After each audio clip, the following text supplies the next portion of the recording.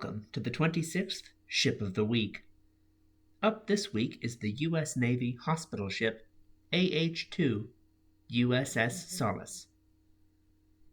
Originally ordered in the 1890s from Newport News Shipbuilding for Cromwell Line Coastal Service between New York and New Orleans as SS Creole, the ship was launched in August of 1896. 380 feet in length, Creole displaced roughly 5,700 tons, and she operated with Cromwell for about a year and a half. In April of 1898, though, a certain ship had exploded in Havana, and the drums of war were palpable. The United States requisitioned Creole for use as a hospital ship, commissioning her as USS Solace and fitting her with all the facilities needed for the men she was to aid. And shown here is her optometry room.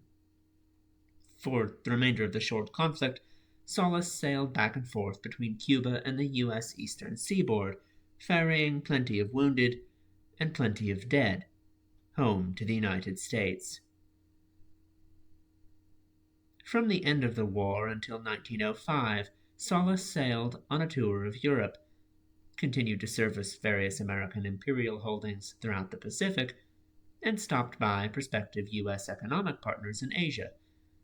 And after a period of layup, she resumed this role between 1908 and 1909, after which point she was assigned to the Atlantic Fleet, under the command of Luther von Wedekind. During the First World War, it appears at least a portion of the conflict was spent stateside as a floating hospital, although the twilight of her career was not without incident. Following the end of the war in January of 1919, the homebound troopship USS Northern Pacific grounded at Fire Island, New York, and Solace was dispatched to the site.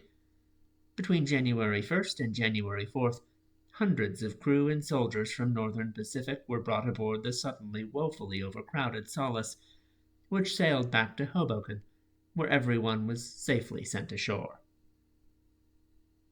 By 1921, Solace was no longer of particularly dire use to the Navy, and she left the fleet that April. She sat in mothballs for nearly a decade, before sailing to Baltimore in 1930 for recycling.